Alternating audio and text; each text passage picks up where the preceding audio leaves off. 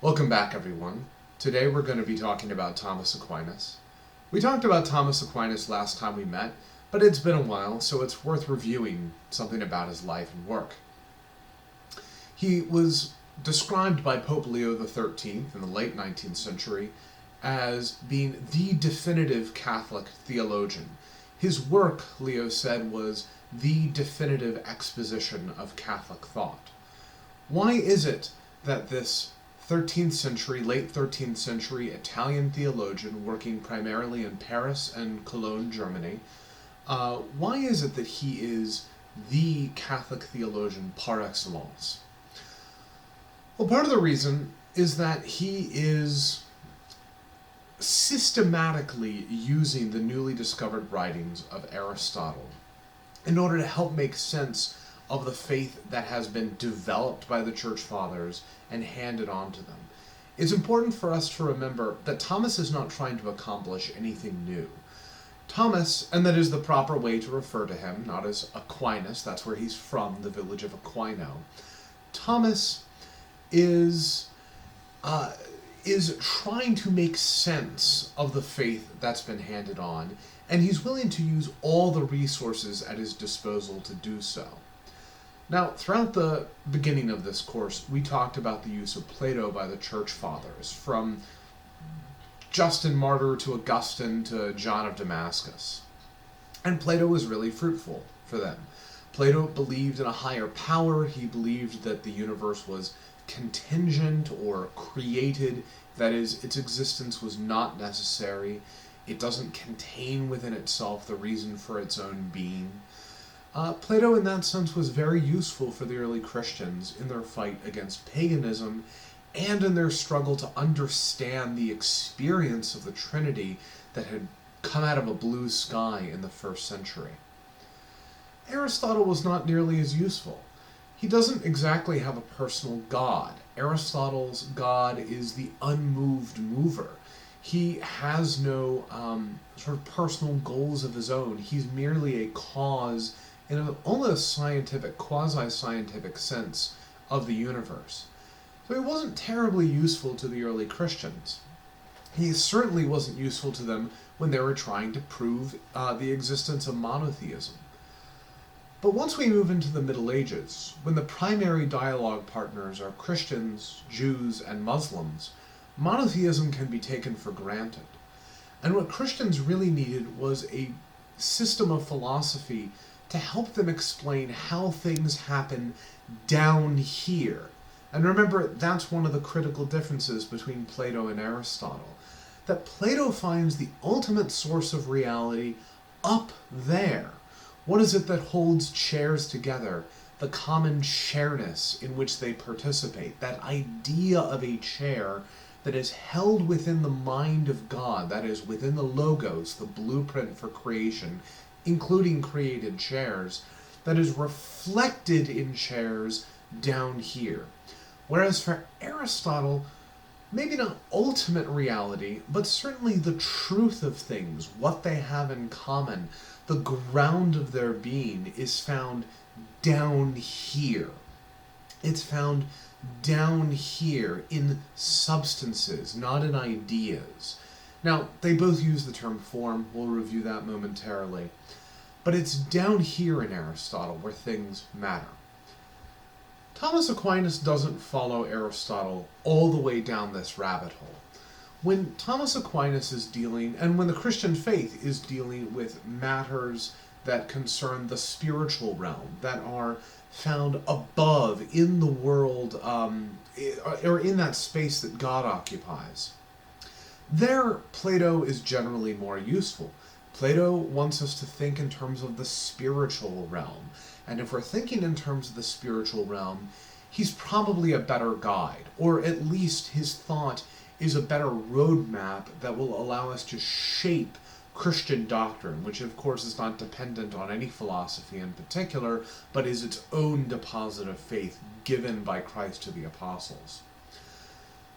Whereas, if we're talking about matters down here, the institutional church, the sacraments, the nature of evangelization, good works that we do down here, Aristotle might just be a better guide. That's certainly the perspective of Thomas Aquinas. So, as we get into these questions of individual salvation, and does that happen down here? And if it happens down here, how is it shaped by this Aristotelian everyday world we live in? Let's go back and review now the basics of Aristotle's philosophy. Among the many different elements that characterized Aristotle's metaphysics is the distinction between matter and form. All particular entities, chairs, tables, acts of charity, acts of hope, churches, mosques, synagogues, political ideas, socioeconomic realities, all things that exist down here, contain within themselves both matter and form. Matter is really the potential of a thing. It is what this idea contains, what it could potentially be, what this block of wood contains. You could turn that block of wood into any number of things. So on a scientific analogy, yeah, we have a block of wood or a piece of polyurethane. You could form that into a number of different substances, a number of different entities, things. The example we always use is chairs. So we could take wood and turn it into a chair or into a table. It has that raw potential within it. That's the raw matter. On the other hand, there's the form of a thing. And here we should think in terms of echoes of Aristotle. Echoes of Plato. We should think in terms of echoes of Plato because Plato uses this term form to communicate the form that ideas take up in the realm of the universals, up in the realm of the logos. The form of chairness is this kind of blueprint or pattern of chairness that exists up in the realm of the forms. But not so for Aristotle. Down here, it's the form that a chair takes, the form that a table takes. Now, tables take different forms, chairs take different forms, but there's something that unifies them formally. There is a shape and a function that characterizes entities down here. And we don't necessarily have to have a chair in front of us or a table in front of us in order to have that form in our mind. We can sort of abstract the form from the matter and have that idea in our mind. But it's only when form and matter are united in the real world that we can talk about reality, the real chair, the chair with existence, the chair with the full substance of chairness. So too with political ideas, we could say, for instance, that Karl Marx, the sort of first communist thinker in the full sense, that he drew a lot of his ideas from Hegel. However, they were given form by his study of capitalism. So Hegelianism and the study of industrial capitalism really formed the raw matter and the form or shape of Marxism. Put those two together, mix in some materialism, and you've got the developed substance of Marxism. So too with a human being.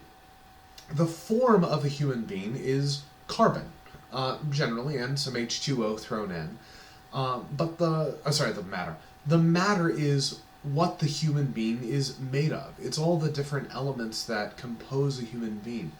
But not just chemical matter. Also the sort of matter that characterizes human life. Things that make humans humans. But what also characterizes human life, the substance of human life, is its form. And this form changes over time, but there's continuity. I am a human being who is in a certain stage of development. My existence is contingent because I'm not God, and one day I will decay into something like non-existence. My existence has a common matter and a common form over time that pattern of my substance is enduring, and it goes back to the time that I was conceived as a single-celled organism, a zygote, but not just any zygote, me. That zygote developed into me, and it wasn't a dog zygote, it was a human zygote and a human fetus and a human infant that eventually became this total acting rational subject that I am. That union of particularly human matter and particularly human form creates the substance of human existence. And so it doesn't matter if you're disabled or what have you, or you're at a particular stage of human existence. If you have the matter of humanity and the form of humanity, you have the substance of humanity and everything that goes along with that, like rights, personhood, basic human dignity, things like that. This is all extremely fruitful for Christianity, for Thomas Aquinas in particular, who's able to make a clear account of, for instance, the Incarnation through this. Right? When does Christ become a human being? At his conception, at the time that the angel Gabriel announces to Mary that the Incarnation has taken place, and Mary consents with her, "Let it be done to me according to thy word." When Mary consents to the Word is incarnate within her in a particular human zygote. That substance of humanity is assumed from the Virgin Mary into Christ. That's sort of review from part one. Again, Thomas Aquinas is not trying to say anything new, although he is developing the doctrine by giving these doctrines shape, using the philosophy of Aristotle to do so. The other example, again, that we've already seen in class in person, is the way Thomas Aquinas tries to make sense of the historic church's teaching regarding the real presence in the sacrament of the altar, in the Lord's Supper, communion, or the Eucharist, or any of the other names. It's so much the center of Christian worship, especially at this time and up until the modern era, that there's just too many names for it. Typically, Catholics will refer to this as transubstantiation, but a more general name for the teaching of the Church Fathers is simply the real presence. The belief that Christ is truly, personally present and in a local way within the bread and the wine in the act of communion. Where exactly does he get there? When does that presence arise? How long does it remain? What's the mode? The Church had never really ruled on this at an ecumenical council. There was no fully universal tradition. Until, in the High Middle Ages, a debate broke out regarding the mode of Christ's presence. And this is a very practical debate. If Christ appears within the Eucharist, or comes to be within the Eucharist, say at the beginning of the church service, or only at the moment that the wafer hits the tongue of the communicant, then how you treat that bread, how you treat that wine at a given time within the service can make the difference between treating the Lord's presence reverently and treating it irreverently. So too with keeping the sacrament. If it comes about, if Christ's presence comes about in the bread at the words of the institution, which is the historic Western position, although not the Eastern, and that when the priest or pastor, and here I'm fast forwarding to the modern era, says, when he says Christ's words, "This is my body, this is my blood," then it becomes the body and blood of Christ. Well, then you should treat it reverently from that point on, but does Christ leave at the end of the service, leaving bread behind? That's a debate within Lutheran circles. And that will, and where you come down on that debate, that will help determine whether or not you should treat the bread reverently after the service. If it's still the body of Christ, many are of the opinion that it should remain housed within a sort of sacred vessel known as a tabernacle, which all Catholic churches have. And in that tabernacle, the host should be reverenced. If you enter a Catholic church and the tabernacle light is on, then you sort of gently bow or genuflect or cross yourself, because if you believe that Christ is there. And if you don't, then frankly, who cares? Just treat it as common bread, I suppose.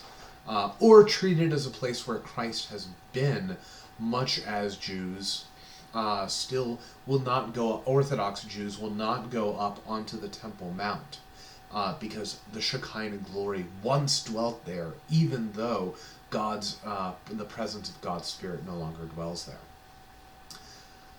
Thomas Aquinas enters into this pre-existing debate, ruling with the majority of the church, that the real presence comes about because of the words of the institution, the recitation of the institution narratives in the Gospels and in Paul's first letter to the Corinthians.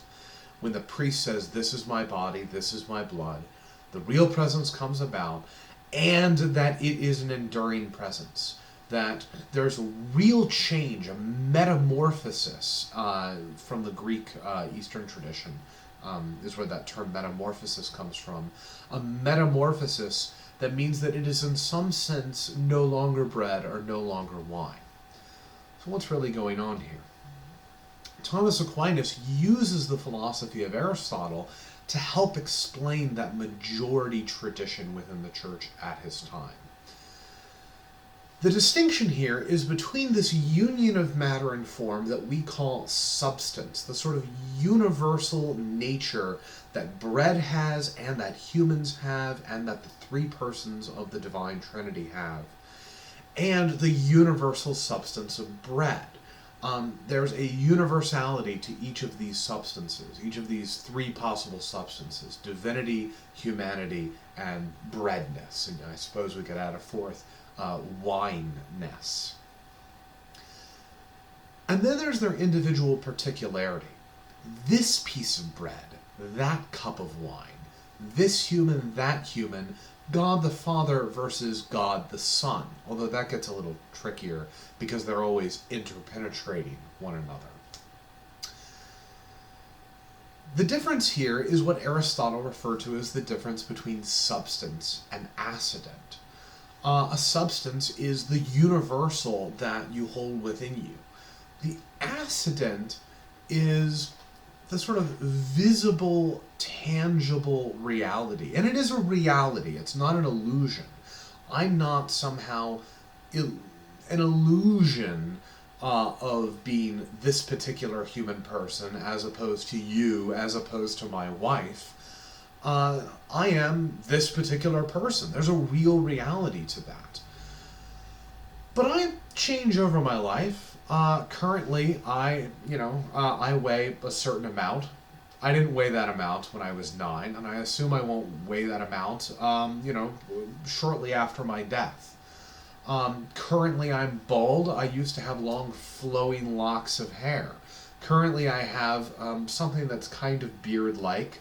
For a while, I was clean-shaven, and it was just awful.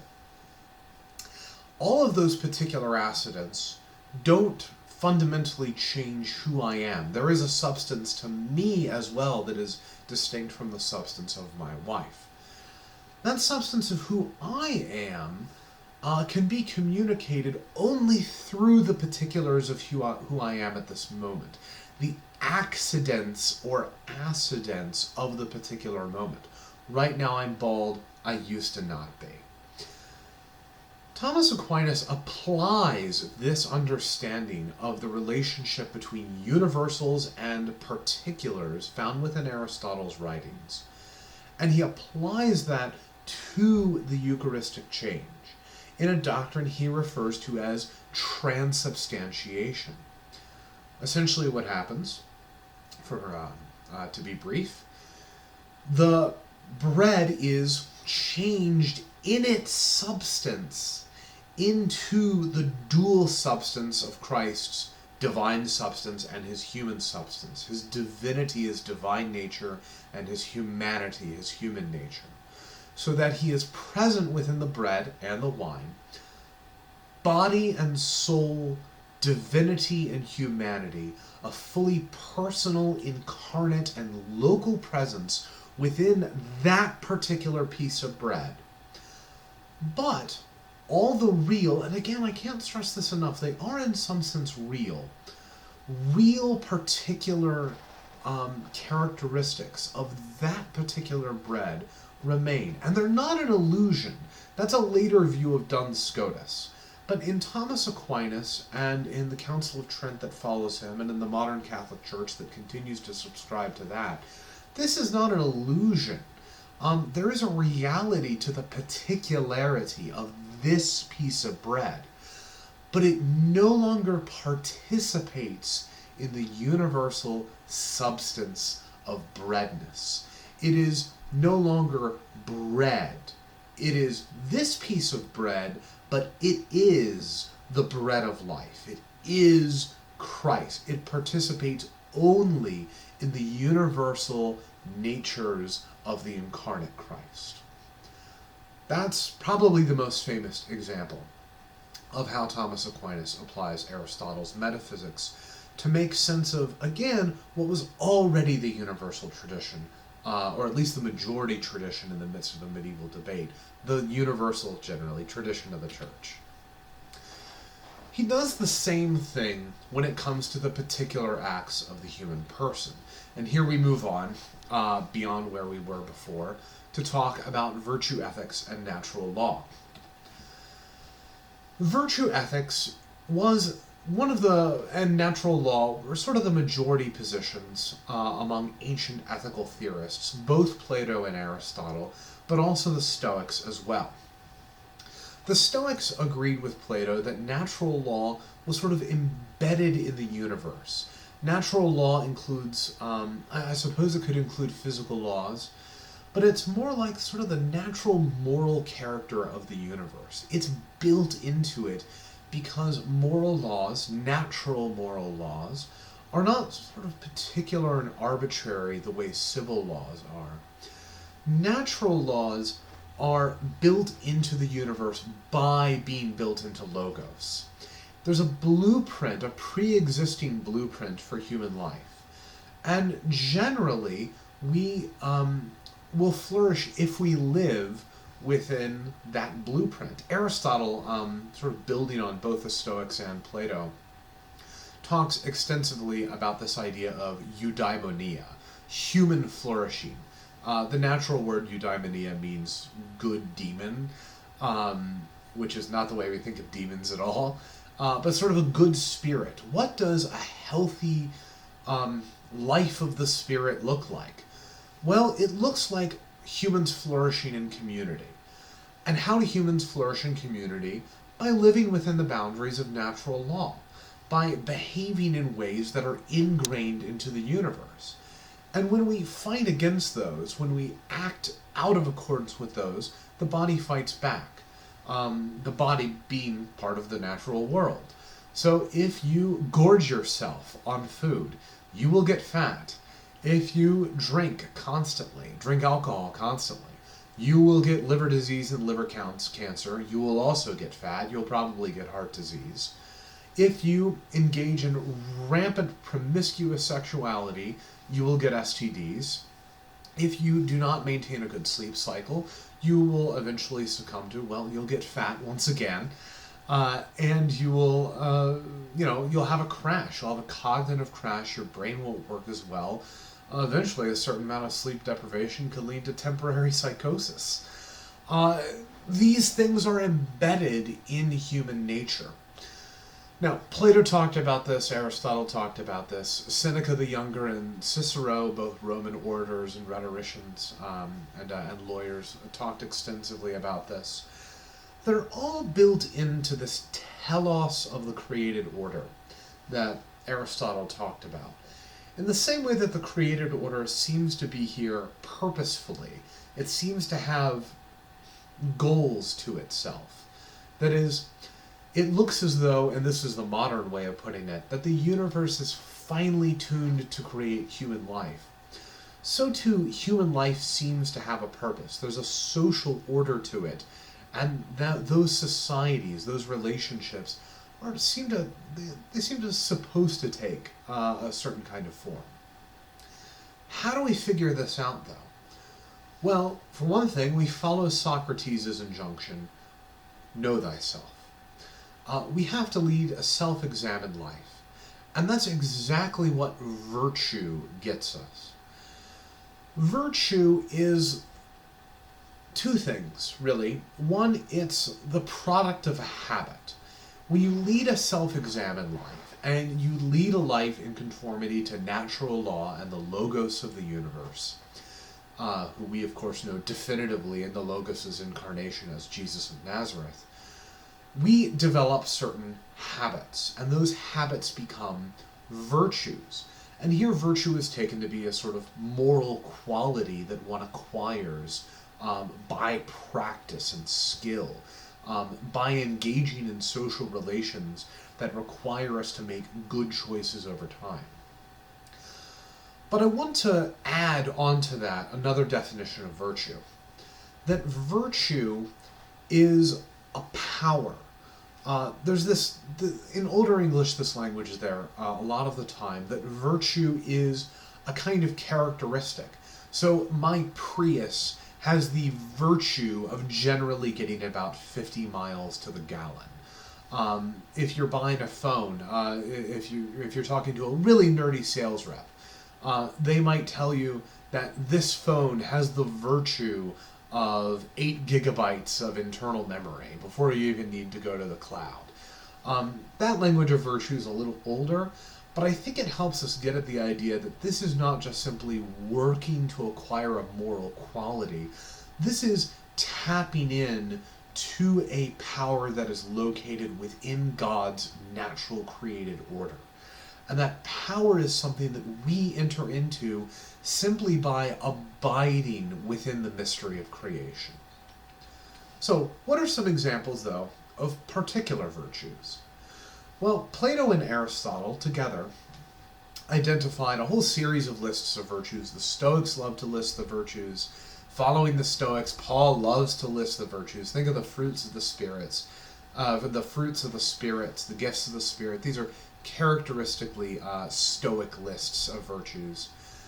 The thing about virtues, though, is there's always twice as many vices. Virtue ethics is always an ethics of moderation, of finding that balance between two corresponding vices. Let me go back 1 second and define that term. A vice that is being vicious is being essentially childlike. The term virtue, which is a Latin term, the Greek term is arete, but virtue, coming from virtus in Latin, originally comes from the Latin term for man, vir, or vir, vir. To be virtuous is to be a man. And this isn't man as opposed to woman, or at least it's not once Thomas Aquinas gets his hands on it. I think Aristotle would say, as I think I mentioned last time, that women are basically biologically underdeveloped men. But in Thomas Aquinas, men and women are two equally dignified manifestations of a common human reality. Here, to be a man, to have virtue, to be a vir, is to not be a child, not be a boy. It's to be an adult. To be an adult is to have acquired characteristics or virtues, to exercise adult responsibility and power. That is the opposite of a sort of childlike viciousness. Think back to Augustine's example of the two nursing twins who looked at each other viciously out of envy or jealousness. This is a childlike quality, to be grasping, to be subject to the libido dominandi, the drive to dominate that we're born with. So what does it look like to become a fully adult person? Well, there are 4 cardinal virtues that Plato outlines. These cardinal virtues, Thomas Aquinas says, can be acquired by pagans. They're not supernaturally infused. Rather, they are acquired through habit and skill and works. So what are the four? I'll just list them. They are prudence or wisdom, temperance or self-control, fortitude or courage, and finally justice or perhaps fairness. Prudence, temperance, courage, and justice. And each of these are the midway point between vices of lack and excess. So if prudence is in the middle, then what you have on either side is the lack of prudence, which is childishness. See, prudence is sort of knowing what's right and when to act and being able to figure out what the proper course is. Children don't do that. They don't have that, so they just do whatever. But if you have too much prudence, if you can survey your choices, your moral choices in front of you, and you see them all, and it sort of paralyzes you, then you have an excess, and that's timidity. You are too timid to act. Second, there's temperance. Temperance is a form of self-control. And if you don't have that, if you lack temperance, what you have, obviously, is indulgence. You just indulge yourself whenever you want. You have this sort of glutton's instinct for grasping. You still have that vicious, childlike libido dominandi. If, however, you in a way have too much self-control, now this might make us pause and go, how could you ever have too much self-control? But if you don't care if you feel pain, if you're sort of like the Buddhist who is willing to light himself on fire, the extreme Theravada Buddhist, who is willing to light himself on fire in order to make a point, then what you have is insensibility. And that's not good either. Aristotle knows that's not good, but Christianity really ramps this up. Unlike the Stoics, who maybe leaned toward insensibility, Christianity says we should absolutely be sensible to the pain and suffering in the world.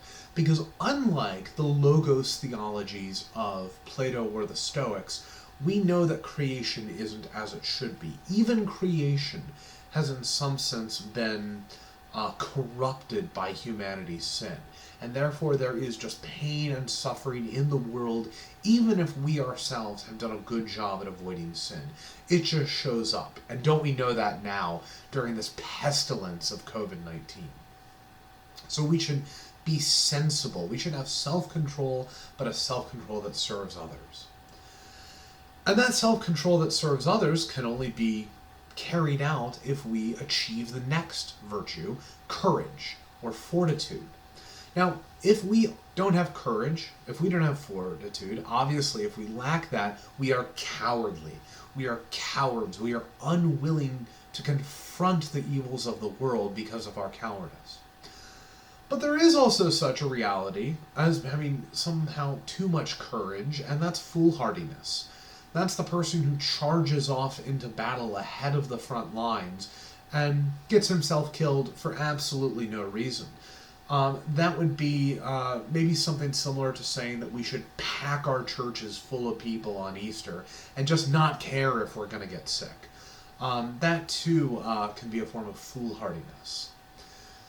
Then finally, and this is going to be critical for our discussion going forward, there is the virtue of justice, justitia, justice. Being just, the property or virtue of having justice, is sort of the supreme cardinal virtue. And it's what all the other cardinal virtues are building toward. First you have prudence, and then you have, you can't really go on to self-control unless you have prudence. You can't really go on to temperance unless you have self-control. You can't move on to courage unless you have self-control to will the courage. And you can't have justice unless you have the previous three. And if you have the previous three, you are well on your road to being a just or righteous person. Now, if you have too little justice, then you have a sort of liberality. For Aristotle in particular, you don't, you sort of give away everything. You give away the whole store without regard to whether or not someone has paid for it, or whether or not someone has earned it. On the other hand, there is an excess of justice, and it's wrath. It's a desire to always give everyone their just deserts. So we have to find this balance in our interactions with other human beings between just giving everything away and giving everyone exactly what they deserve.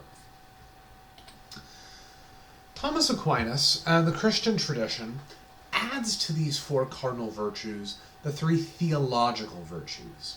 These are the three theological virtues outlined by Paul of faith, hope, and love, or as the Catholic theological tradition generally refers to them, faith, hope, and charity.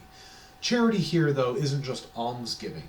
It is truly love in that agape sense of giving away of yourself. It is caritas in the Latin. What you're giving here is not just money, but you're giving of yourself. It's that self-donating, self-oblating, self-sacrificing, self-giving love that characterizes the relationship between the Father and the Son, and between the Father and the Son and the Holy Spirit. These virtues, according to Thomas Aquinas and the Catholic theological tradition, are not exactly earned. You cannot access true faith, that is, assent to the beliefs and propositions of the Christian faith, nor hope, the hope that comes from believing and trusting in the promises of Christ as promises to you for the eschatological future, nor especially charity, which can only be lived out within the mystery of the Trinity. You can only have these within the Church. You can only have these, according to Thomas Aquinas, within the larger sacramental system. Pagans don't have access to faith, hope, or charity. And this is part of the advantage of using charity over love, because love is such an ambiguous term, but the theological term charity is not. It's grounded in the Trinity.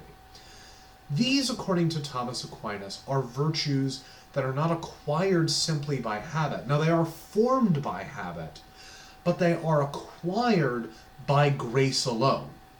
They are infused into the person through baptism, through confession, through confirmation, and through the Eucharist. When they are put to service, they're acquired through holy orders and matrimony. These are essentially the same sacraments that are listed by Peter Lombard, the seven sacraments of the Catholic Church. Now, there are other virtue and vice lists out there. Prudentius, near contemporary of Augustine, about a century later, lists the more famous list of capital sins and capital deadly sins and capital virtues.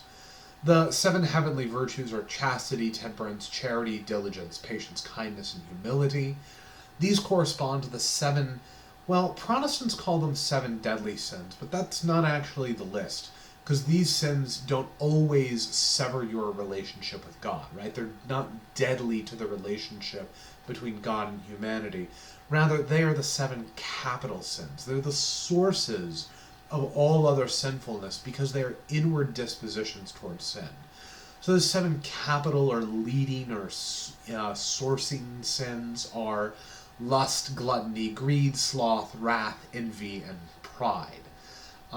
Pride, which is ultimately the source of all the other sins. So there are other lists of sins and virtues out there. But the basic Thomistic list of the four cardinal virtues, prudence, justice, temperance, and courage, and the three theological virtues, faith, hope, and charity, is the standard way of thinking about it. Let's take a brief diversion now, and just look at, just because I think it is fruitful to know, we're going to skip over the politics of Aristotle himself, but let's look at the way Thomas applies this sort of virtue ethics and natural law thinking to a particular circumstance. And that circumstance is war. When is it right to go to war? And how should we conduct ourselves in war? This, too, is governed by natural law. It is perhaps almost inevitable that fallen, sinful human beings will go to war. And it is not only inevitable, but right, Thomas argues, that human beings should defend their communities when they are attacked. But just because you are right to defend your community when you are attacked does not mean that you conduct the war in any way, shape, or form. If the United States were attacked by China, and China decided that it was going to take over Hawaii, just Hawaii, and then it was going to stop, the United States would have every right to attack China, to demand reparations, to fight China to win Hawaii back. What it would not have a right to do is use the American nuclear arsenal to simply wipe the Chinese off the planet. I think we can agree that using nuclear weapons in response to territorial acquisition as a sort of first strike measure is fundamentally unjust. It does not meet the criteria of justice. So when do you go to war? The just war tradition, which goes back to Cicero and Augustine, but Aquinas Thomas develops it, known as jus ad bellum, when are you right to go to war, lists a number of criteria. Thomas lists 3, and there have been others added to it. The 3 that Thomas lists are right intention, just cause, right authority, just cause, and proper intention. Right authority meaning that the sovereign power is the only one that can say when that we're going to war. I cannot declare war, you cannot declare war. Only the President of the United States with the confirmation of the Senate can declare war. So too, it has to be in a just cause. There has to have been some injustice that the war will achieve, by which the war will right the injustice. And so too, you need a proper intention. The intention of the war primarily has to be to right the wrong, to undo the injustice in some sense. There are 3 other criteria that are generally added by later just war theorists: proportionality, last reasonable resort, and a probability of success. Proportionality says that the injustice that's been caused has to be the sort of injustice that war would fix. That, is this let's say, again, let's take China and the U.S. as an example. Let's say China seizes all McDonald's properties and says, you are now State Burger Company. We're returning to hardline communism here. We can't have foreign companies operating on our soil. Is that worth maybe suing each other in the United Nations or in the International Court of Justice, or breaking off certain diplomatic relations, or the U.S. seizing Chinese companies in the U.S. in return? Yeah, probably. Is it worth going to war over? Probably not. Also, is it the last reasonable resort? Let's again say that China does something like seize the island of Taiwan, which is essentially a U.S. protectorate. Is there a way to resolve that, to restore Taiwan's functional independence without the United States attacking China? Probably not, but we should try a couple of other things first. Now, this is not last possible imaginable resort. This is simply last reasonable resort. Is war actually the next step? And we should always pause and consider that. Finally, there is probability of success. Is a war actually going to fix this? Or are we just fighting the other person to satisfy our own desire for revenge, to feed our own anger? It's certainly not just in that case. Okay, let's say you can tick off all 6 boxes and you're ready to go to war. You still can't fight the war any way you please. There is jus in bello, justice in war. How is a war fought rightly? Thomas Aquinas' 2 basic criteria here are discrimination and proportionality. Discrimination means that the attacking power has to discriminate between civilian and military targets. You cannot attack civilian hospitals. You cannot attack civilian housing areas. You cannot attack civilian grocery stores or anything else that relates to civilian life. This, a proper war, a war fought by fair combatants, or a war between one combatant that is fighting unjustly, but another that is trying to pursue their war with righteousness, has to be a war fought between armies, not between armies and the opposing civilians. Second, proportionality is also criteria on this side. However, this isn't a criteria of is war the appropriate response. It's more a question of what is the tactical level response to an attack.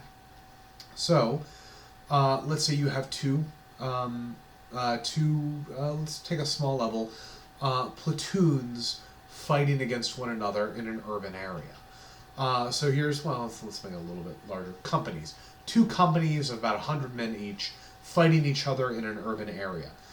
Is it right for one side to make a tactical withdraw, to withdraw from the battlefield, and then to immediately call in a tactical nuclear airstrike to level the entire city, killing all the other soldiers, destroying the entire city, abandoned or not? Well, no. First of all, even if the city is abandoned and it meets the criteria of discrimination, even so, somehow there's something unfair, and justice is a kind of fairness. There is something unfair about using a tactical nuclear weapon to wipe out other soldiers. It is not a proportional response to the battle being waged. To this has been added no unjust means, so this would rule out chemical, biological, and nuclear attacks altogether, and fair treatment of prisoners. Military prisoners have to be treated as honorable soldiers of an honorable enemy, whether that enemy is honorable or not. And we display our goodness, our virtue of justice, by actually treating our adversaries as fellow soldiers. And that means interning them in a way that, they have food, they have rations, they have some mail contact with their loved ones back home, even if that mail contact is no longer private. Not killing prisoners of war, not starving them to death, not torturing them.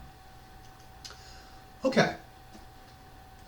Just like we have multiple examples of the matter and form distinction in Aristotle being applied by Thomas, and yet the chief one is transubstantiation, we now see an example of the application of virtue ethics in Thomas here to war. But what about sin and salvation? How do vice and virtue play into sin and salvation in Thomas Aquinas? This is the fundamental question of faith and works, right? Eventually, we're going to get there when we talk. We're going to talk about it a little bit today, but this is going to become the dominant question in the Protestant Reformation and in the ongoing discussions between Catholics and Protestants.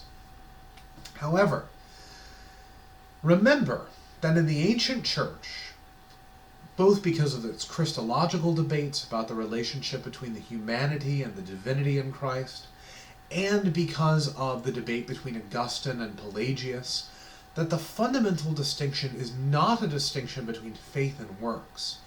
It's a distinction between nature and grace. What is the relationship between our natural human powers, absent God's intervention, and God's activity in the human life? So to briefly recall our 4 options, we have on the one hand a sort of pure Augustinianism, in which Augustine says that God is the sole actor who is really at work in the salvation of the individual. God is the first and the last. His grace alone is at work at all times in order to save sinners. On the other hand, we have the semi-Pelagian position. I'm sorry, the Pelagian position, by Pelagius and various other thinkers, Julian of Eclanum, that, well, God's action is, always at work, but it's an action by creating us. Just existing, we have all the grace we could ever need. And just being taught moral lessons by Christ, we have all the moral lessons we could ever need. What we really need is to develop all the virtues on our own. It is entirely nature's job to work with what we have been given as created beings, and then to sort of work our way up, to pull ourselves up by our bootstraps and storm the gates of heaven by our own natural powers. Between this sort of monergism of grace alone and this not even synergism, almost a monergism of nature's works alone, there are two mediating positions. There is the semi-Pelagianism, characteristic of Eastern Orthodoxy and the thought of St. John Cassian, which says that, well, they cooperate with each other in the same way that there's no contradiction between the grace of Christ's divine nature and the sort of nature's works of Christ's human nature. There's no contradiction between those two. So too, there's a sort of pure synergy, a pure interaction between grace and nature in the Christian life. The Christian life is characterized, yes, by God's grace, but nature has its own contribution to make. And the Christian life might begin and end in a variety of ways. God might initiate the relationship suddenly and dramatically, like he did with Paul on the road to Damascus. But then Paul develops and grows in that grace. Or we could freely choose without any prompting. So that nature has the ability to hear the gospel and to respond freely, to choose to enter into that relationship, and then to take our works that we have already done and sort of bring them into the life of grace, which fills out grace and continues on. That's sort of the semi-Pelagian position. Then there's the semi-Augustinian tradition, which has roots in Augustine himself, and continues on in the early Middle Ages. And I think Thomas Aquinas fits into the semi-Augustinian position, although some people would characterize him as a little more semi-Pelagian. I don't think so. But the semi-Augustinian position is that grace absolutely must begin the Christian life. There is no beginning whatsoever to the Christian life without grace. And here we're using grace as God's action, not as a sort of thing that God gives us. We'll get there in a minute. Grace is God's action, and God acts to begin the Christian life. Now, this is as true in Catholicism as it is in Calvinism. Now, the difference between them is that Calvinism thinks this can in some way violate our free will. Catholicism thinks this does not violate our free will, but also doesn't require the free will's activity. But in both cases, grace is God's action, which doesn't require the free will's cooperation. In Calvinism, this happens through predestination. You have, in some sense, always been acted upon by God, such that you will eventually believe at some point in your life because you are the elect. In Catholicism, it happens through, for instance, infant baptism. Infant baptism acts upon the creature over top of their nature, without their nature's cooperation. Now, it happens to their nature, but it doesn't require nature's cooperation, and it rescues that child and brings them into the church, into a state of grace, into an existing relationship with God. Now, what's the difference between that and Augustinianism? Well, the semi-Augustinian position would say that works then have a place after that. In some sense, they're not ultimately your works, though, right? Because they are ultimately the result of God's action. But they are operative in and through nature. Now, what place do those works have? Is it your salvation or is it your sanctification? That's a debate. And how would Augustinianism then differ from semi-Augustinianism differ from semi-Pelagianism? Well, semi-Augustinianism, first of all, as we've already seen, doesn't think grace begins, but it also would always see God as ultimately crowning his own achievement when he finally says, well done, good and faithful servant, when we see him in heaven. God, yes, ultimately rewards us for our works, but he is only rewarding what he has done in us. But there is more of an emphasis, and this is true of Thomas Aquinas especially, of the in us, in and through us, in and through our works. Grace has transformed nature so that it is no longer simply natural, but supernatural. Grace is supernatural. It transforms our nature so that our nature can be operative in our salvation. In the same way that the union between the humanity and divinity of Christ transforms the humanity, not to make it anything other than human, but so that Christ's human life is the full exercise contains within itself the full exercise of his divine activity. The way the Eastern tradition puts this, and here I can only give a shout out to St. Gregory Palamas. I wish we had more time in this course, even with these YouTube videos. Here, I would point to St. Gregory Palamas in the East about the same time as Thomas Aquinas, as someone who makes a clear distinction between the essences and energies of God. When Athanasius says God becomes man that man might become God, Gregory of Palamas says, God, we don't become God in the sense that our essence changes. We don't actually become the uncreated, necessary ground of being.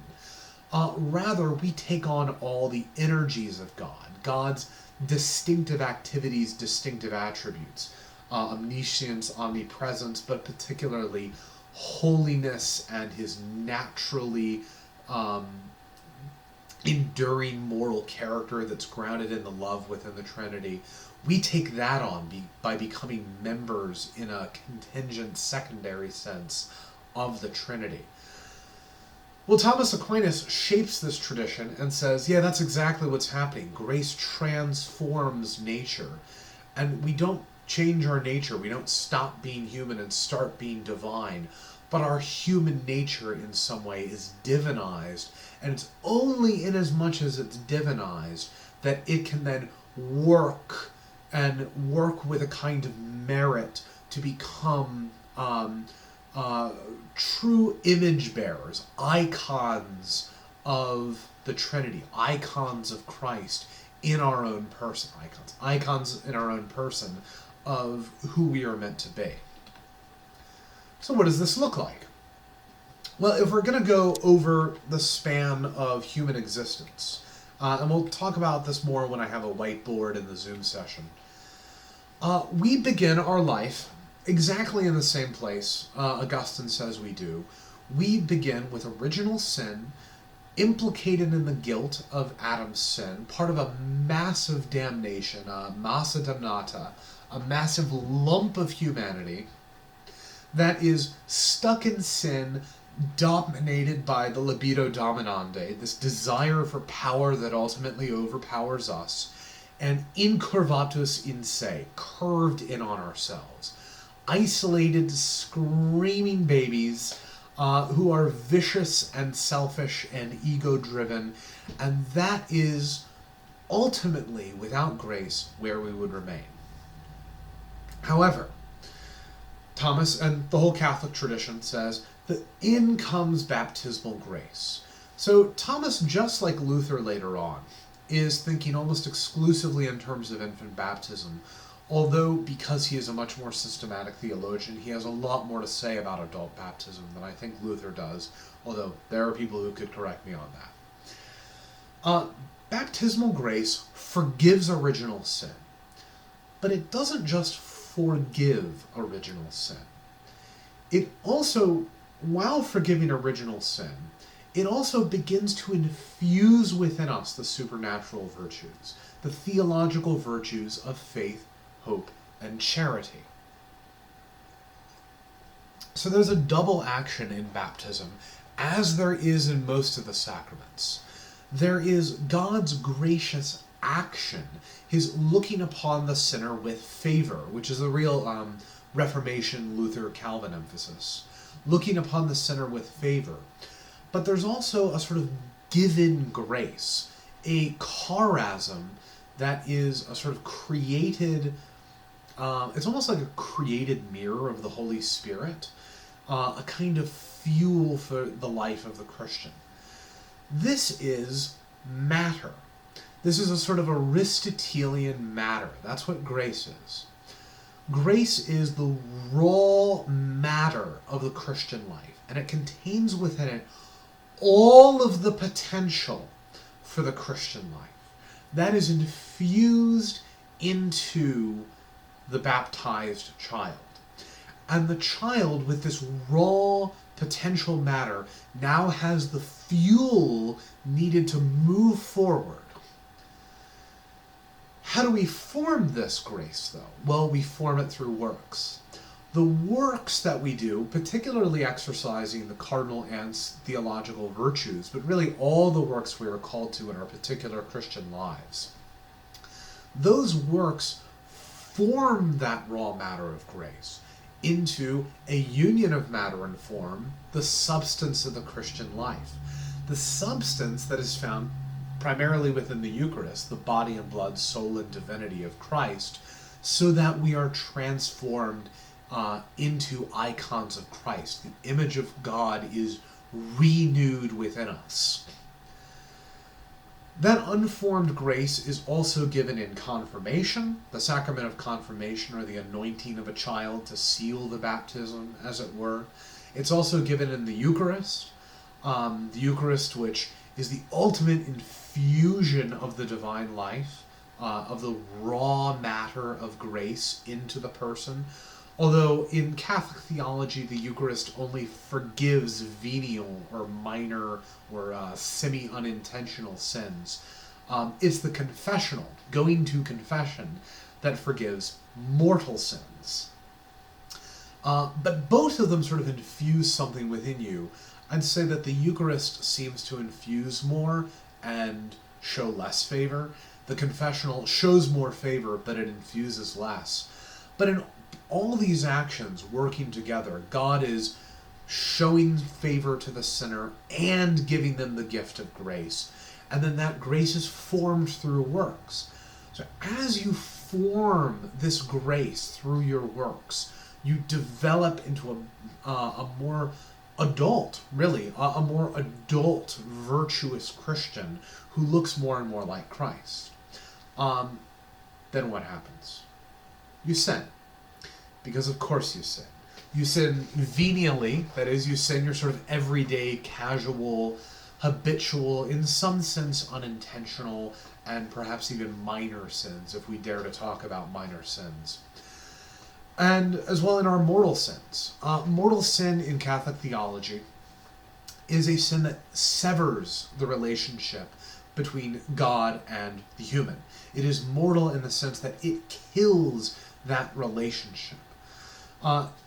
Now, what do you do in Catholic theology when you commit a mortal sin? Well, you go to confession. Confession is really the only solution for that. To go before the divine law court in the person of the priest, to plead guilty and to be declared innocent, really just by pleading guilty. However, you also have to perform a penance when you go to confession. So the absolution, the words of absolution, where the priest says, I, by virtue of my office, by the power of my office, by the authority given to me, declare in the name of the Father, the Son, and the Holy Spirit the forgiveness of all your sins. Your relationship with God, mediated through the Church, is restored. However, as we know, as we've talked about extensively in this course, sin doesn't just harm your relationship with God, it also harms others, and it harms yourself. What to do about that harm? Penance. See, penance restores what is disordered in you by sin. Right? If let's take lust, for example. We all suffer, in some sense, from the capital sin of lust. What happens when you have been trying to attain chastity or faithfulness in your life, and you have been sort of focused on, well, if you're single, focused on God, if you're engaged or married, focused on your spouse, focused on sort of concentrating your faithfulness on them. You've been turning out of yourself, right? You're focused on someone other than yourself.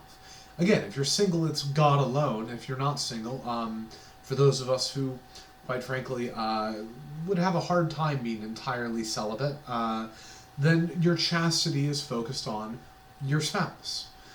That uncurves you, right? It undoes this inward turn and it focuses you on another person. It turns you out. You're no longer incurvatus in se. Then you commit lust. You commit a real act of lust. Now, lust ultimately doesn't serve another person, right? Lust is more about satisfying your own desires. What happens? You turn it on yourself. How to uncurve that? By performing a penance that turns you toward God and toward your wife. So, I've been to confession before. I've confessed to lust. And I received some really great counsel from my pastor. When you feel lust coming on, what you need to do, first of all, is pray to God, because, again, we're not pulling ourselves up by our bootstraps. Whether you're Augustinian or semi-Augustinian, even some semi-Pelagians would agree with this. Ultimately, we can't do this at all without God. So first of all, pray, because only God's grace will help you overcome sin. But second of all, think about your spouse. I've been told, think about Maria. And not only pray to God for help, but thank God for her. Put yourself in a relationship of gratitude toward God for the gift, for the grace that He's already given you, me, in having a wife. Thank God for all that He's sort of provided for you, and realize that you're not alone, that you have all these gifts from God, and that He's manifested His love for you by giving you the gift of the spouse. Now, I'm not single. I don't know how to counsel those of you. I'm not a spiritual director or a confessor or anything like that. But I think it helps explain the way in which confession is supposed to work, in contrary to the sort of the just casual, hey, your sins are forgiven, say 5 Hail Marys, or say this psalm if you're Lutheran and you don't do Hail Marys. That's the actual purpose of penance, is to restore the relationship, what's broken with you. If you've stolen something, obviously, give it back. And also, if you've committed a crime, and ultimately all sins are committed as crimes before God, take the punishment. Take it like a man, right? I'm going to use that phrase over and over when we're talking about virtue. Take it like a man. You have a responsibility to live up to that punishment, not the punishment of eternal hellfire. And this is something that, for Protestants, can be very confusing about Catholic theology. Wait, didn't Christ already take the punishment? Yes. He took the eternal punishment by entering totally and fully into death. Entering into the eternal sort of nothingness of death by descending to hell. He took that on, and he definitively restored the relationship between God and humanity for all those who are in Christ. But Catholic theology points out that that doesn't mean we escape punishment. So, for instance, what happens if you were to steal a car? Well, you'd go to prison for Grand Theft Auto. And you could look at the judge and say, but Christ already took my sins away. And sorry, that's not how that works. And the Christian tradition has often had to deal with this. The Catholic tradition tends to look at the punishment of sin as being the role of the church and purgatory. The Lutheran tradition actually sees it being the role of the state. As we will see later, the secular state has a much, much larger role in Protestantism than it does in Catholicism, which will be no surprise because, as we'll see, Catholicism built its penitential system. Going back to Cyprian and Hippolytus in the early 3rd and mid-3rd century, it built its penitential system apart from the state during a time of persecution. Whereas Luther is able to think through issues of sin and salvation in cooperation with a helpful patron, both two patrons in particular, Frederick and Elector Frederick and Elector John, who greatly protected Luther during the Reformation. And so the state has a much larger role within Lutheranism. And as we'll see when we get to modernity, almost to the exclusion of religion.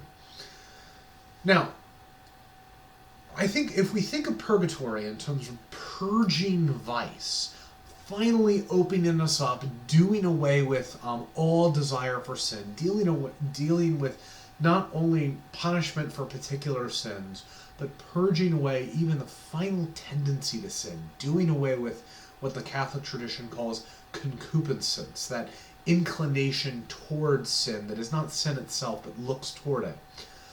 And finally forming into fully adult Christians who are actual icons of Christ. In that sense, purgatory is no different than sanctification. And you can't complete sanctification on earth, so I think there's plenty of room in Protestant theology for purgatory, and a lot of Protestant theologians, maybe even the majority, have almost quietly admitted this, without ever preaching it from the pulpit, not once, not ever. The real distinction here between Protestants and Catholics is not even the sacramental element, because Lutherans, Anglicans, some Methodists, some Presbyterians possibly, would agree with all the sacramental elements of this, or at least some of it. The real distinction between Protestants and Catholics here is almost the matter of a name. What do you call it? What do you call this whole process from original sin to final purgation and final salvation?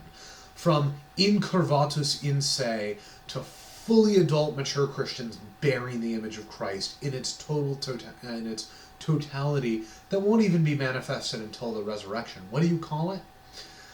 That process, as I already alluded to, Protestants tend to call sanctification. Catholics tend to refer to this process as justification. And this is where the rubber meets the road. The Reformation, as we'll see, is largely over this question of justification. Because if justification is by grace alone, through faith alone, it is by God's action alone whenever the person has trust in God. If you have enduring faith in God, trust in His promises, and that is your fundamental form of interaction with God, and that from the divine side, that relationship of trust looks like grace. Grace and faith in Lutheran theology are really mirror images of each other. Then justification is really simply a state of being. It is an event that happens, and then it is a state of being that continues to exist. We'll revisit that later. But there's no place for human works there, right? Human works can't establish it, and they, in some sense, can't disestablish it. It's merely an event.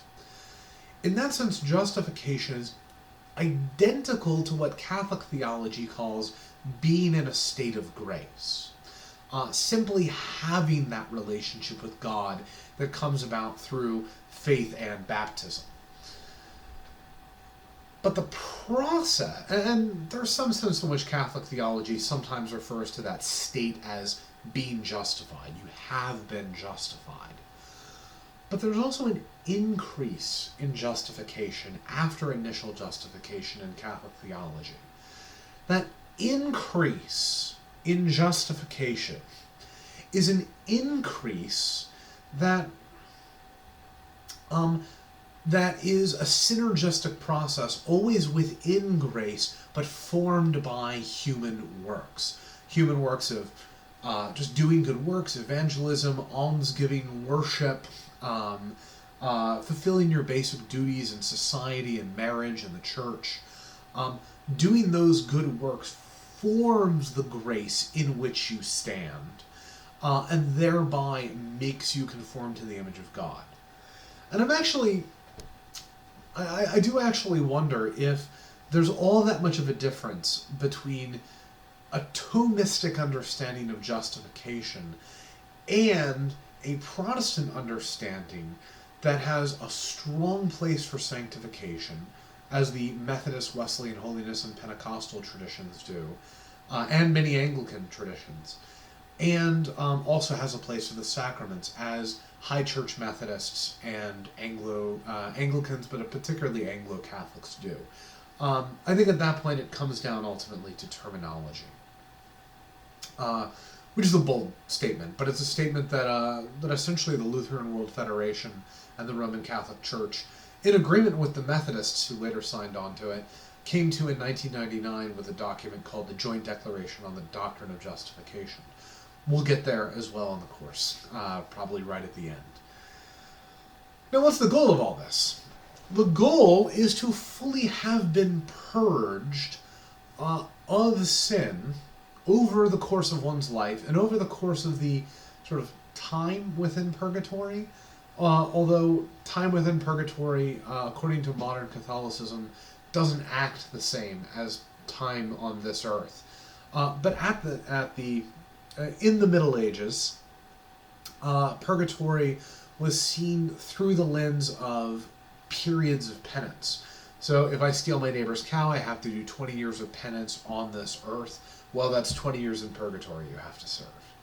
But that is actually a kind of metaphor, and Pope Paul VI in 1969 clarified that that's only a metaphor. The number of years in purgatory, that language is always kind of wrong, but as we'll see, it matters greatly for the Reformation, that metaphor was current at that time.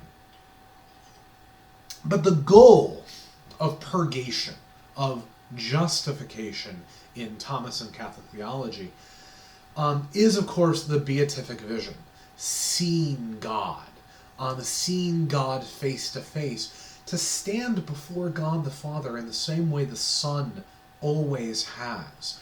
God the Son has always been face to face with the Father, receiving his divine life from his Father, and pouring it back out in love. That communion between the Father and the Son is that loving face-to-face relationship. And the relationship between them is really the Holy Spirit.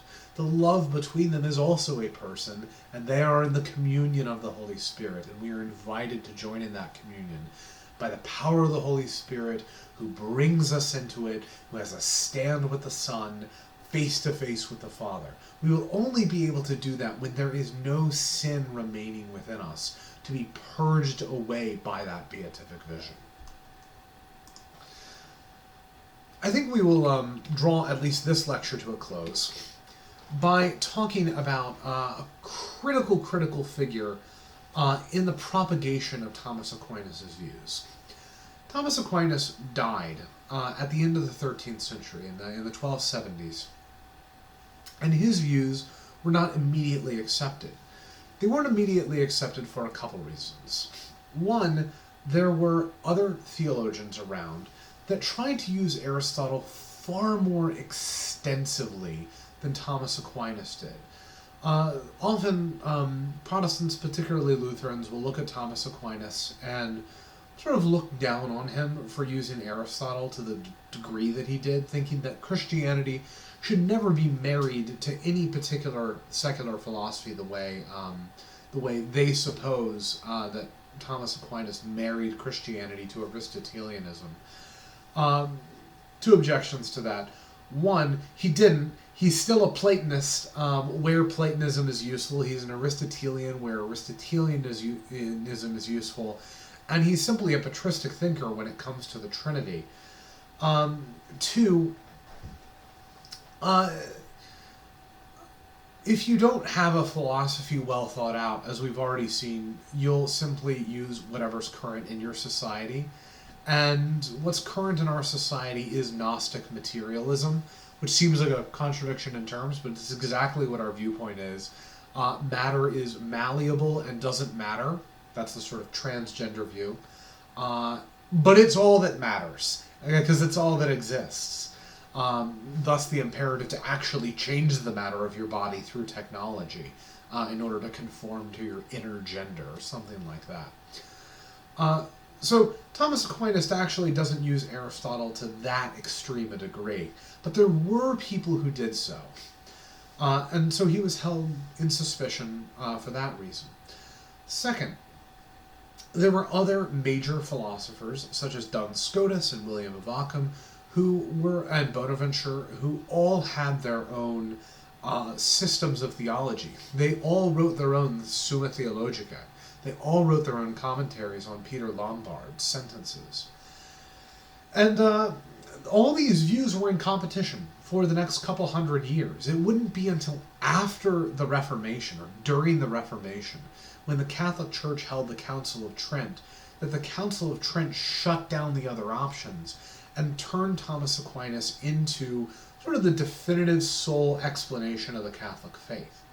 And it wouldn't be until the late 19th century, when there was a real renaissance of the study of Thomas Aquinas, that not later commentators on Thomas Aquinas, but Thomas Aquinas himself became the subject for study in the Catholic Church. And each of those moves was very fruitful. One implication of that is that the reformers, when we meet them, aren't always dealing with Thomas Aquinas directly. They're either dealing with commentaries or with rumors or stereotypes, or with non-Thomist Catholic theologians at all, people who really are semi-Pelagians. But more immediately, close to Thomas's time, we need to deal with Dante Alighieri, writing at the beginning of the 14th century. He was born when Thomas Aquinas was still alive. Dante was born in 1265. And he was born into Florence. Florence, Italy, north of Rome, considerably north of Rome, south of Milan, south of Venice, the city that would eventually become the center of the Italian Renaissance. Dante Alighieri was born into the city of Florence at a time when the city had been part of a 100-year feud between two parties, the Guelphs and the Ghibellines. This was a local manifestation of that larger conflict between papacy and empire, between church and state, surrounding instances like the investiture controversy that had been ongoing in the High Middle Ages ever since the papal Reformation in the 11th century under Gregory VIII. The Guelph-Ghibelline controversy had torn Florence into factions. The Guelphs were eventually the successors. The Guelphs eventually split into two different factions, and Dante was a member of one of them. Suffice it to say that in the midst of all this political turmoil in the city-state of Florence, Dante Alighieri was eventually exiled. He was exiled to the city of Ravenna, and there he wrote some of his most extraordinary works. One of the things to know about Dante, and the things to keep in mind as we're moving forward past Thomas Aquinas in the Middle Ages, is that it's at this point, the transition around the year 1300, from the High Middle Ages to the Late Middle Ages, that the vernacular languages start to come into their own. Italian, Spanish, French, German, English. This is the time at which Latin begins to truly pass from the scene. Latin has divided into Italian, French, and Spanish, as well as other languages. English is now a literary language because of Geoffrey Chaucer. German will become a literary language. It's not as though for a full millennium the church had worshipped in Latin and had the Bible in Latin, and then said, people can't read the Bible, people can't worship in their own language.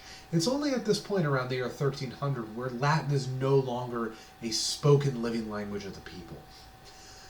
Dante is significant because he is the first major vernacular writer in Europe. He is not writing in Latin, he's writing in Italian. He begins his writing career writing a book called La Vita Nuova, which is the story of his relationship with a young lady named Beatrice. And it's really not much of a relationship. They both live in Florence, and she is a young nobleman's daughter.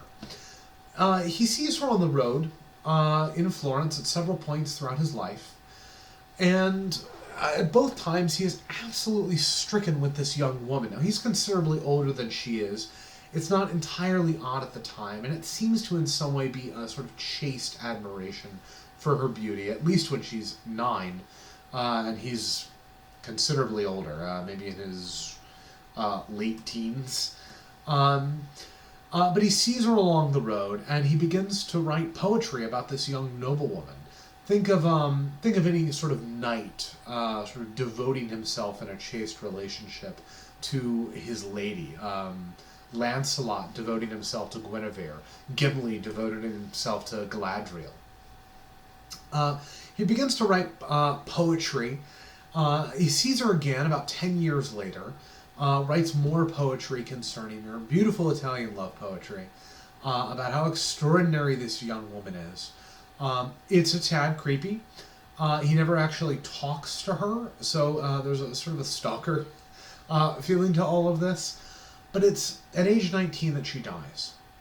And he loses this sort of earthly love, this desire for this beauty who he knew as a physical beauty in his life.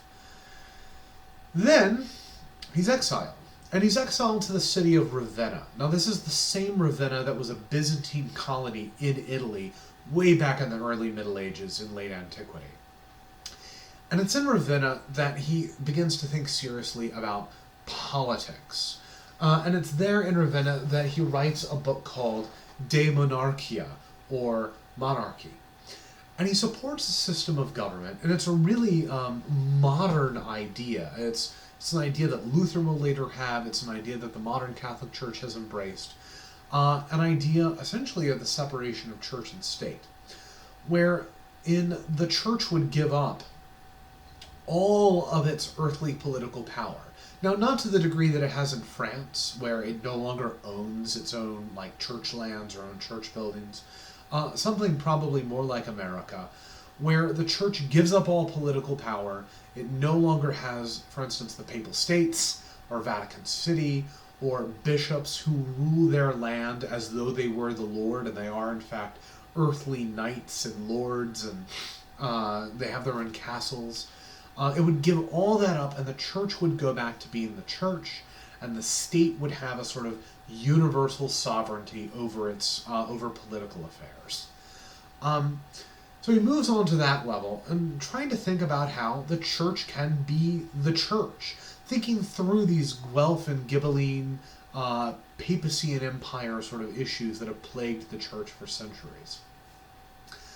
And then finally, in exile, he writes his masterpiece, the book for which he is known, the Divina Commedia, or La Commedia, the Divine Comedy. The Divine Comedy made up in 3 parts: the Inferno, the Purgatorio, and the Paradiso. That is, hell, purgatory, and heaven. It is a massive 3-part set of poems. Each poem is, there are 33 or 34 poems per piece. There's 34 in the Inferno, 33 in Purgatorio and Paradiso, making up 100 poems or cantos in the entire work. And he, the character Dante, is given a tour of hell, purgatory, and heaven. He's given a tour of the afterlife. And his tour guide for the first 2 portions is the Roman poet Virgil. Virgil was a Roman poet in the 1st century BC, living at the same time as Caesar Augustus, around the same time as the birth of Christ. And Virgil was a writer who wrote the great Roman epic poem, the Aeneid, sort of follow-up 8 centuries later to Homer's Iliad and Odyssey. Virgil's Aeneid is the story of a man who has lost everything. It's the story of Aeneas, a hero of Troy, after Troy is destroyed by the Greeks in the Iliad, who then goes on an Odysseus-like journey through Earth and even a little bit to the underworld, trying to find a new homeland. And what a perfect guide for Dante at this time, right? Dante's been exiled from Florence. He's living in exile. How do we find a homeland? Well, he applies that lesson from Augustine, not to find his homeland in the city of man, but to find his heavenly citizenship in the city of God. And to do that, he's going to need to take a literary and poetic tour through the underworld and through purgatory and through paradise, all the way from his sin to the beatific vision, with Virgil as his guide, at least in the Inferno and purgatory. So he goes down through the layers of purgatory, looking at the different layers of hell. It's envisioned as a kind of cone under the earth. Now, Virgil lived before Christ, and he was a noble pagan. So as a noble or virtuous pagan who had the cardinal virtues but not the church, the sacraments, or the theological virtues, he is able to take a tour. He's able to be Dante's guide. Dante goes on this tour in limbo. Virgil says, hey, look, there's Plato, and there's Homer, and there's Thucydides, and there's Caesar, there's Augustus, and there's Il Maestro de Color que Sano, that title for Aristotle we talked about, the master of those who know. Doesn't even have to name him. Because Dante has read Thomas Aquinas very carefully. And Dante's work is a kind of Augustinian, Thomistic, systematic theology. It is very systematic, set to poetry. And so as he's going through hell, he sees the punishment of all the gluttons. So think about lust again. What is lust? It's this lack of self-control, right? So it's part of the vice of, what's the vice? It's part of the vice of indulgence. So what do? It sort of moves you around, right? Lust dominates you. So you see, you're walking along, see a good-looking girl, good-looking guy, and what do? You go, right? Almost instinctively. You check them out, right? So what are they doing down in the circle of lust? Well, they're being blown about by wind. They're forever, thrown about by wind. You go down lower, and people who were greedy in life, they have to push around giant stones to try to push that greed away from them, but it will never stop.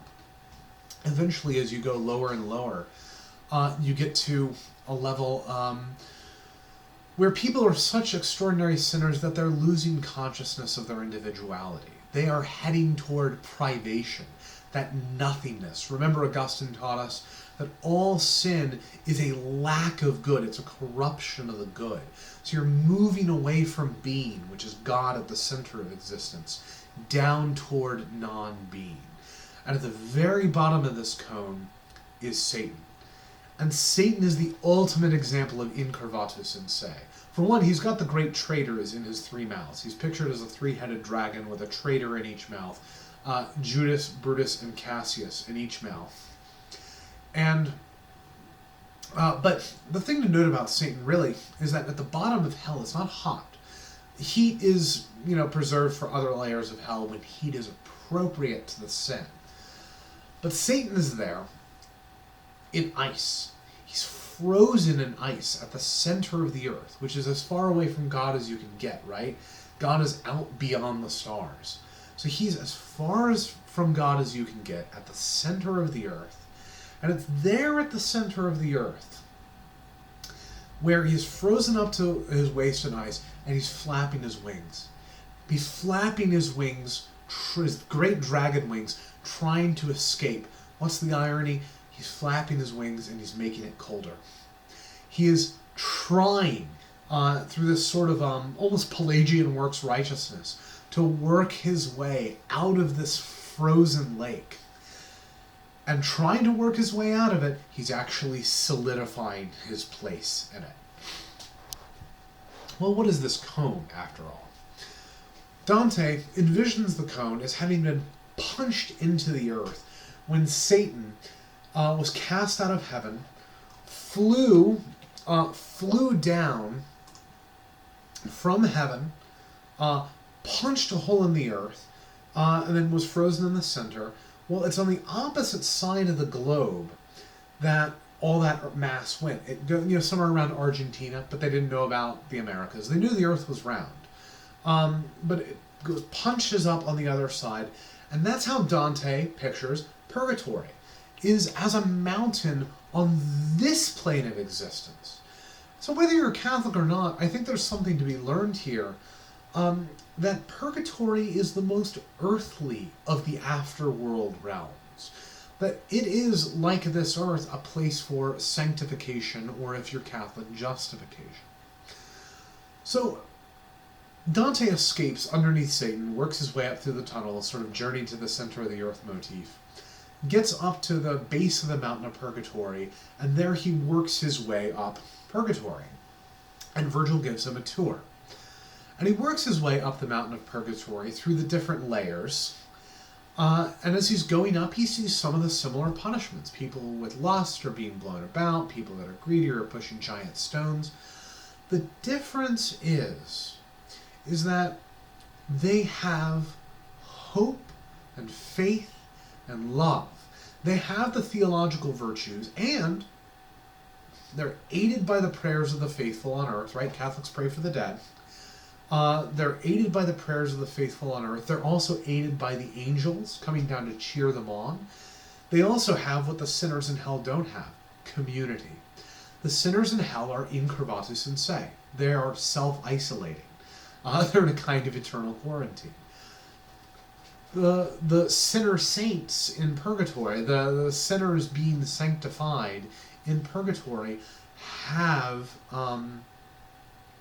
they have community. They're able to cheer each other on. There are people who were prideful in this world, and they're being crushed under heavy rocks. They're underneath the rocks, crawling their way along the ledge. And, Dante sort of looks at them. Virgil's like, these people were prideful. That's why they're being crushed by rocks, to make them more humble. So Dante sort of looks under and goes, are you okay? And they say, never better. We've never been better. We're praying the Psalms, the angels are here, we're singing with each other.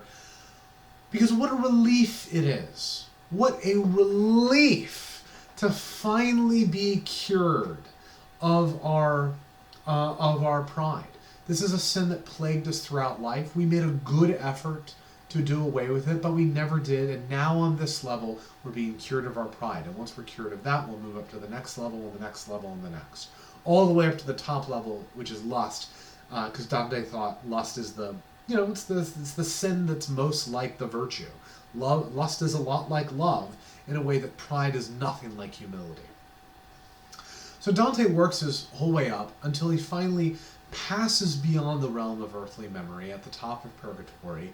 He drinks of the river Lethe, which is actually part of Greek and Platonist mythology. It's the river of forgetting before a soul is incarnate.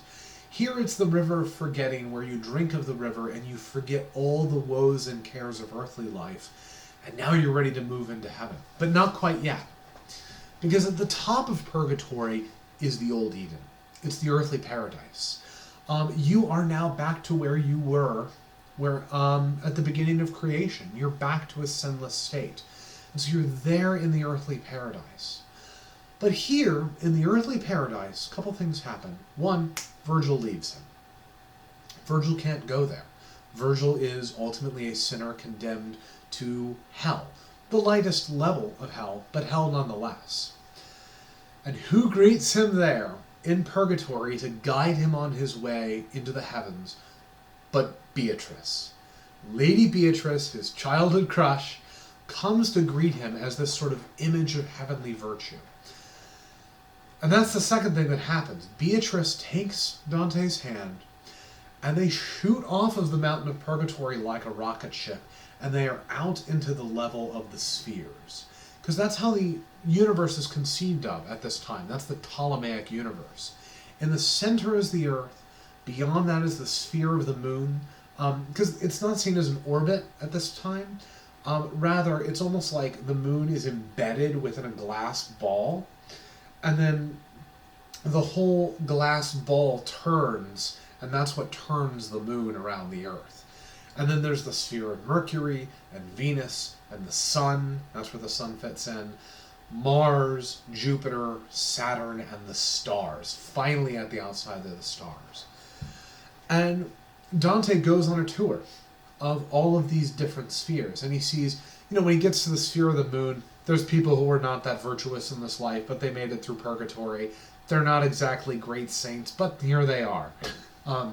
They finally made it into the heavens.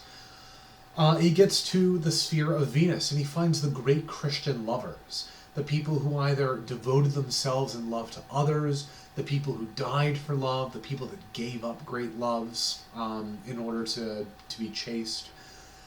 In the sphere of Jupiter, he finds the great rulers. In the sphere of like Constantine. In the sphere of Mars, he meets the great warriors. As he moves out and out and out, he eventually meets Thomas Aquinas and Bonaventure, the great Dominican and Franciscan scholastic theologians.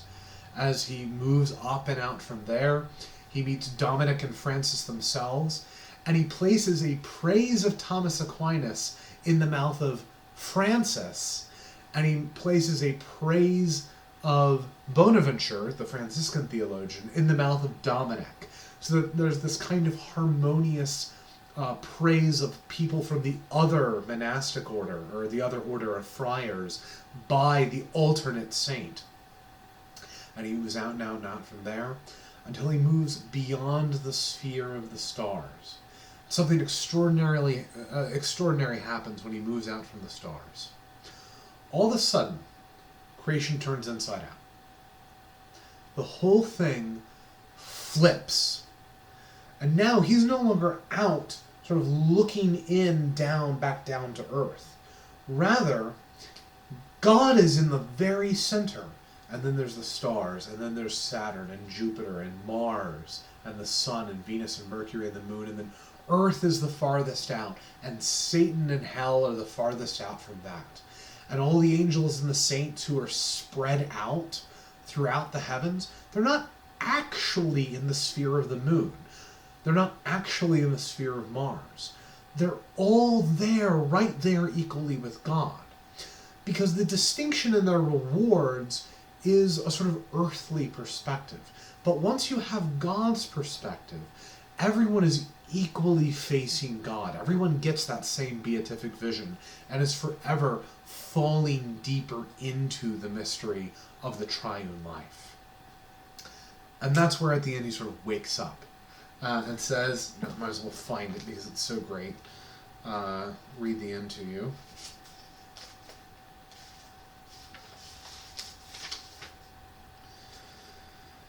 Here my powers rest from their high fantasy, but already I could feel my being turned, instinct and intellect balanced equally, as in a wheel whose motion nothing jars, by the love that moves the sun and other stars. God, the love that moves the sun and other stars.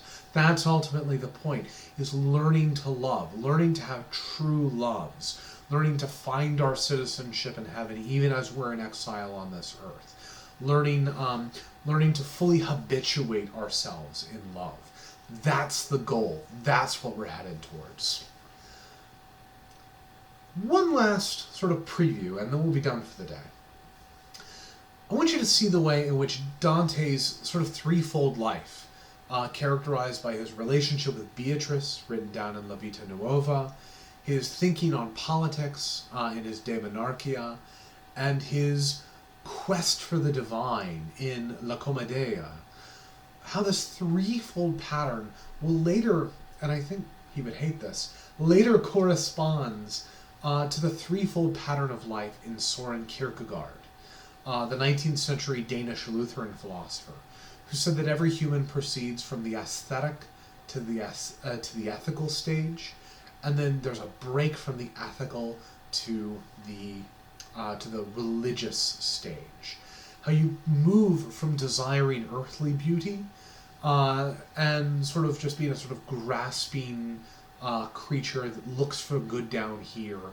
And then you sort of learn over time to behave yourself well within the city of man, within gentlemanly society.